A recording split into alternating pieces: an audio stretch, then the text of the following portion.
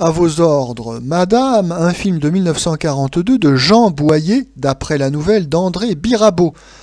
Dialogue et adaptation de Yves Mirande, avec dans les rôles principaux Suzanne de Hély, Jacqueline Gauthier, Gaby Wagner, Georgette Tissier, son époux Jean Tissier, Alfred Adam, Jacques Louvigny, Gaston Modot et Léonce Corne. Le sujet.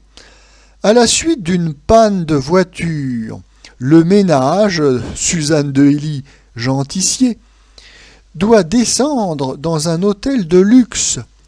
Suzanne de Hély, autoritaire et avare, oblige Jean Tissier à passer pour son chauffeur. En effet, les domestiques ne paient pas leur hébergement.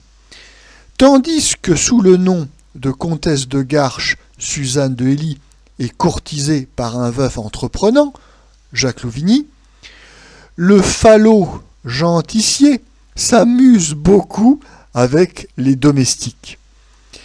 D'ailleurs, un chauffeur, Alfred Adam, jaloux, accuse Jean Tissier d'un vol de bijoux, d'où complications passagères. Les vacances prendront fin calmement. Le réalisateur Jean Boyer nous refait le coup de la panne. On se souvient qu'en 1939, dans circonstances atténuantes, c'était également une panne d'auto qui avait contraint Michel Simon et son épouse Suzanne Dantès, deux grands bourgeois, à trouver refuge dans une petite guinguette au bord de l'eau, etc., etc. Eh bien ici, Jean Boyer reprend donc le même point de départ. Nous avons deux rentiers. Alors là, ce sont deux petits rentiers, des petits bourgeois, qui partent en vacances dans une vieille voiture, qui tombe en panne également. Et donc ce couple trouve refuge dans un hôtel de luxe. François Vineuil fait allusion dans divers articles à ce film, à vos ordres, Madame. Il se scandalise de ce que le cinéma français consacre tant d'argent, de moyens à des comédies stupides, alors qu'il y a tant de projets qui sont soit mis de côté, soit réalisés avec grande difficulté. En cette année 1942, François Vineuil, qui est un militant du cinéma, se bat pour un tout jeune réalisateur, par exemple Jacques Becker, avec Dernier Atout. Ou alors il reconnaît les mérites d'un vieux réalisateur qui le surprend agréablement, Maurice Tourneur, avec La main du diable. Ou encore, en cette année 42, il défend Les visiteurs du soir de Marcel Carné, alors même qu'avant-guerre, il était très sévère avec ce même Marcel Carné. Et son raisonnement est le suivant, par exemple, justement, avec un film comme Les visiteurs du soir, qui a des difficultés à être rentable, puisque les entrées ne suffisent pas à équilibrer les comptes de ce film, comme il n'y a plus de marché d'exportation pour compléter les recettes. Bon, le cinéma de qualité souffre énormément. François Vineuil s'en offusque, et d'ailleurs propose déjà ce qui sera après-guerre le système de l'avance sur recette. En 1942, nous sommes dans une économie de rationnement, les ressources consacrées au cinéma sont mesurées, et François Vineuil voudrait que la majeure partie de ces ressources soit consacrée à des œuvres de qualité ou à des œuvres plus ambitieuses que ces petites comédies que nous avons tant vues avant-guerre, et donc il excommunie à vos ordres, Madame. Son raisonnement est tout à fait légitime. En cette période de pénurie, il faut tout faire pour que des films comme Les visiteurs du soir puissent être produits, réalisés, diffusés, même si c'est au prix du sacrifice de petites comédies légères comme À vos ordres, Madame. Et c'est comme cela que le spectateur contemporain doit interpréter la sévérité de François Vineuil.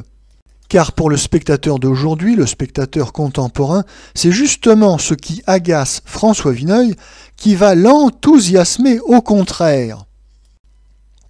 En effet, ce vaudeville est un merveilleux concentré de comédie burlesque typiquement française. Alors, Ça n'avait rien de neuf pour le spectateur de 1942 qui était saturé de ce genre de spectacle. Mais aujourd'hui, c'est vrai qu'il y a un certain dépaysement à regarder ce genre de film. C'est un comique exotique. C'est une grosse farce qui nous offre de belles surprises. Nous, on y voit de la fraîcheur, de la gaieté, un spectacle un peu bébête mais rigolo, et c'est justement parce que c'est un peu bébête et rigolo que l'on aime ça. Et puis si on est un peu snob, on peut même aller jusqu'à dire que À vos ordres, madame, c'est une screwball comédie. Ah, tout de suite, ça fait un peu plus chic. Oui, ce film, ma foi, n'a rien à envier aux meilleures comédie burlesque américaine. En effet, on se moque gentiment du couple conventionnel, oui, parce qu'ici c'est Suzanne de Hély qui porte la culotte et qui est une femme entreprenante qui fait la noce pendant que son mari genticier est à l'office avec les domestiques, mais oui, il s'amuse aussi beaucoup, et là on retrouve un deuxième élément de la screwball comédie. Oui, il y a une petite satire sociale, on se moque des bourgeois, des richards, on est bien mieux à l'office avec les domestiques qu'avec les rupins. D'ailleurs, le scénario astucieux, la qualité des gags et le rythme trépidant de l'intrigue auraient pu tout à fait convenir à Hollywood. Il y aurait pu avoir une adaptation américaine de ce film. Cette comédie loufoque doit donc être d'autant plus réévaluée, réhabilitée, que nous avons de merveilleux numéros d'acteurs avec Jean Tissier et Suzanne de Hély. Alors évidemment, Jean Tissier joue encore une fois le personnage qu'il a créé au cinéma, ce personnage peureux, maladroit, naïf, mais qui s'en plaindra. On a droit au grand Jean Tissier, alors sa voix géniarde, son regard en dedans, ses gestes embarrassés. Jeannot est irrésistible. Quant à Suzanne de Hély, elle aussi, elle joue un rôle qui lui est familier. C'est celui de cette femme anguleuse, prétentieuse et ridicule, qui nous fait rire en jouant le comique involontaire. C'est une pain-bêche autoritaire, irrésistible. Et d'ailleurs, Suzanne de Hély nous rappelle à quel point l'actrice comique est une denrée rare au cinéma.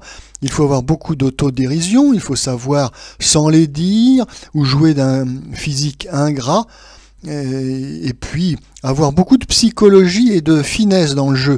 Ah, c'est sûr que c'est plus difficile que de jouer la jeune première, impassible et mystérieuse. Et de l'intelligence et de la finesse, Suzanne de Hély en possède incontestablement, puisque, tenez-vous bien, elle a été, en 1943, championne de France d'échecs. Chapeau l'artiste!